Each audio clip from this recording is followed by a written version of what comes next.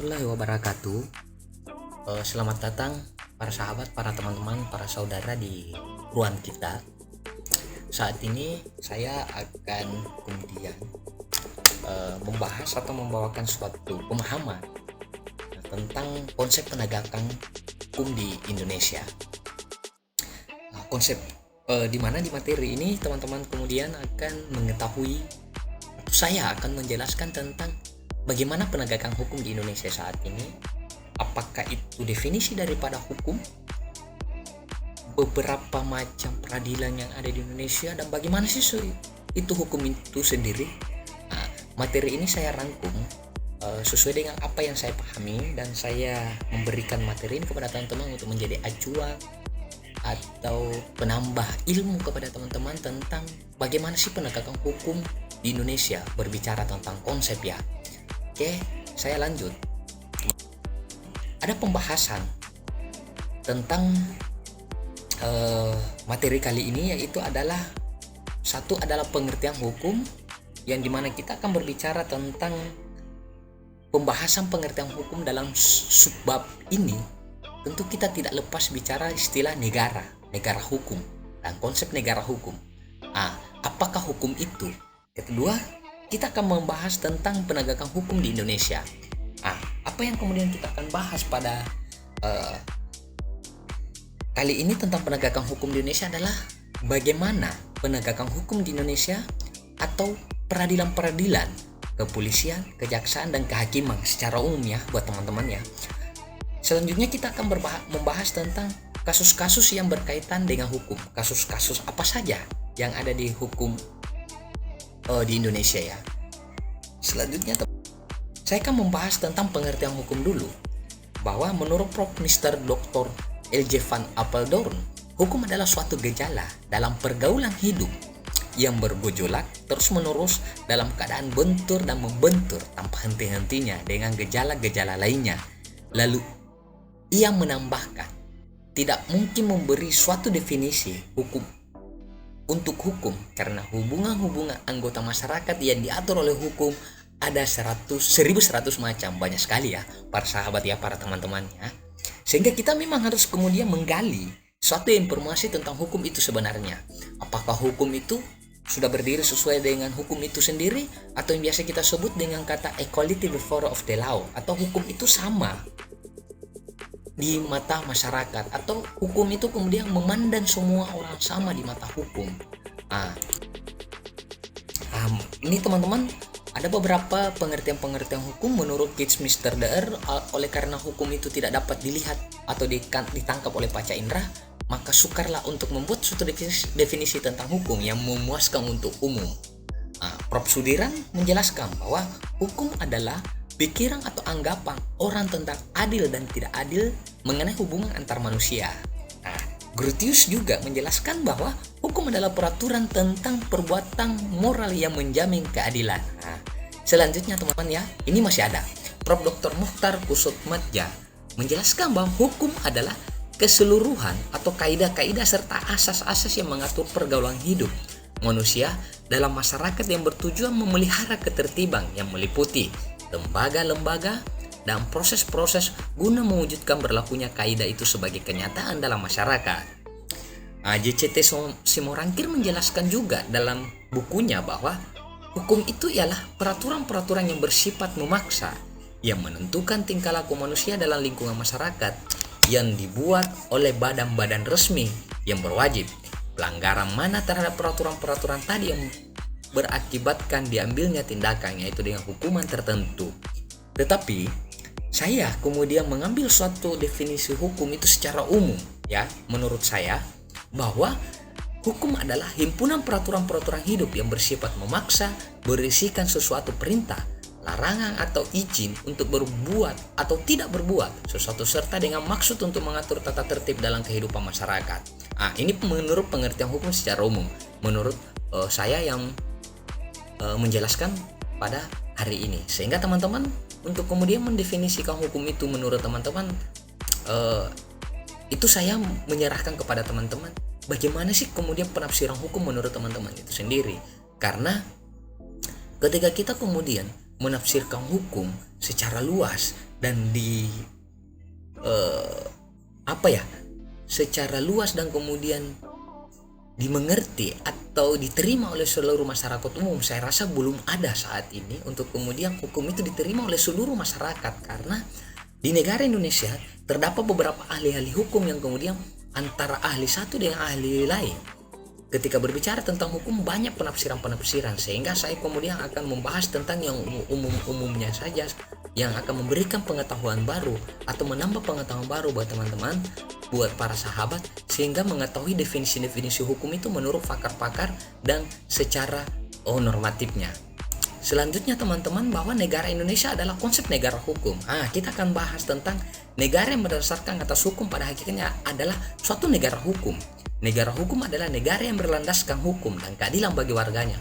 Maksudnya adalah segala kewenangan dan tindakan, alat-alat perlengkapan negara dan penguasa semata-mata berdasarkan hukum atau dengan kata lain diatur oleh hukum. Inilah yang saya maksud tadi, bahwa apakah konsep negara hukum di negara Indonesia ini sudah memenuhi kata sesuai dengan hakikatnya, atau telah memenuhi kata yang biasa kita selalu dengar atau kita kenal dengan kata kalimat equality before of the law.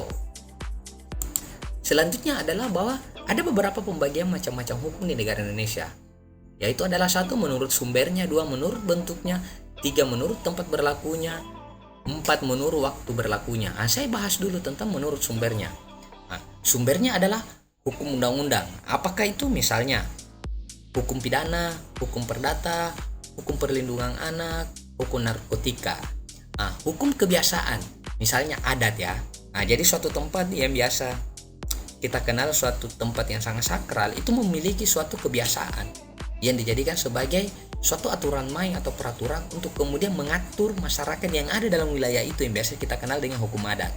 Selanjutnya adalah hukum traktat dan hukum jurisprudensi. Hukum jurisprudensi ini adalah hukum yang kemudian lahir atas adanya putusan-putusan hakim sebelumnya yang kemudian dijadikan sebagai pertimbangan hakim dalam memutus suatu perkara, atau ada perbuatan sebelumnya yang kemudian dijadikan tolak ukur untuk kemudian menentukan suatu hukum itu sendiri. Oke, kita lanjut ya, bahwa menurut bentuknya.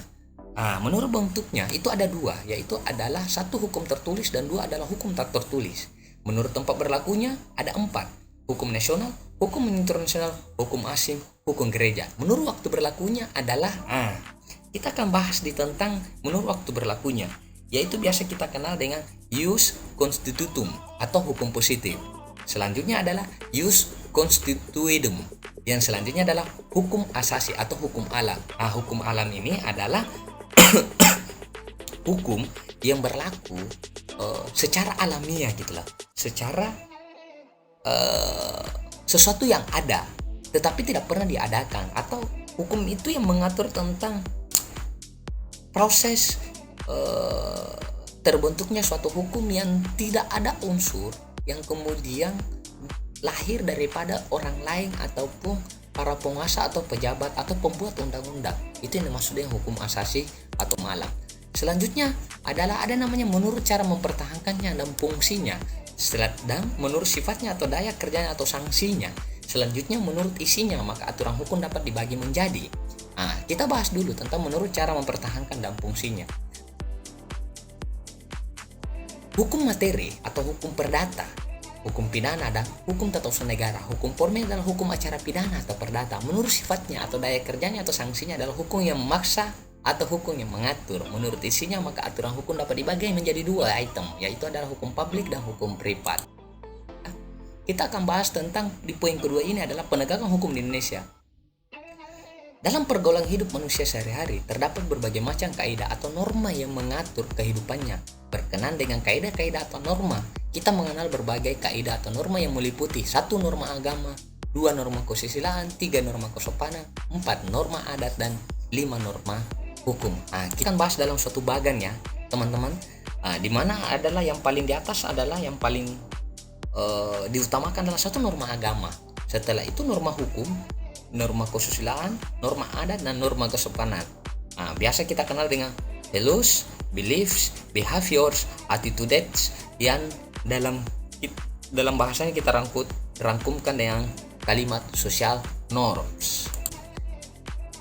Setelah itu kita mengetahui tentang hukum, maka secara umum kita akan mengetahui juga tentang lembaga penegakan hukum di negara Republik Indonesia. Ada namanya kepolisian, kejaksaan, kehakiman. Sekarang sudah ada namanya juga lembaga penegak hukum, tapi peraturan daerah ya, yang biasa kenal dengan Satpol PP, tentang korupsi yang biasa dikenal dengan lembaga anti rasuah atau KPK, dan ada beberapa lembaga-lembaga penegak hukum yang ada di negara Republik Indonesia secara khusus. Tetapi kali ini saya cuma membahas tentang lembaga penegak hukum secara umumnya saja. Peradilan-peradilan secara umum juga saya akan membahas tentang satu peradilan agama.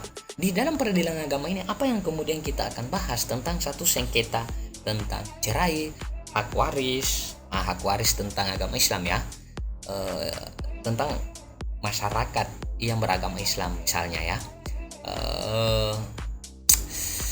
harta guni-gini dan sebagainya. Peradilan militer ini biasanya difungsikan untuk mengadili para oknum-oknum militer yang melakukan pelanggaran hukum, misalnya TNI dan sebagainya. Peradilan tata usaha negara ini adalah peradilan yang mengadili tentang sanksi administrasi atau putusan tata usaha negara yang bersifat tentang administrasi.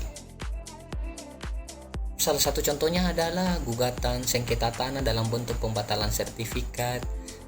Ada namanya gugatan fiktif positif, tetapi pasca putusan Mahkamah Konstitusi gugatan fiktif positif sudah tidak ada, tetapi sekarang sudah ada gugatan yang namanya perbuatan melawan hukum yang dilakukan oleh pejabat atau penguasa.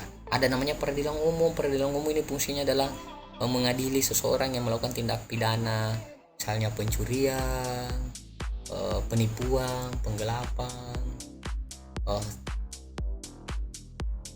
narkotika, dan masih banyak beberapa yang kemudian yang diselesaikan oleh peradilan umum. Peradilan umum juga membahas tentang perdata, tentang perbuatan melawan hukum.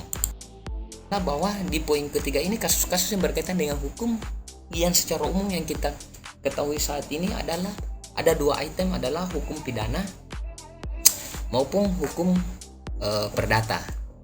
Nah, saya lihat bahwa dari beberapa hal-hal yang saya maksud tadi, yang kemudian saya bahas tadi, terdapat beberapa macam item yang kemudian belum saya sempat jelaskan pada kali ini, sehingga saya menyarankan kepada teman-teman untuk menambah pengetahuan teman-teman tentang konsep hukum yang ada di negara Indonesia.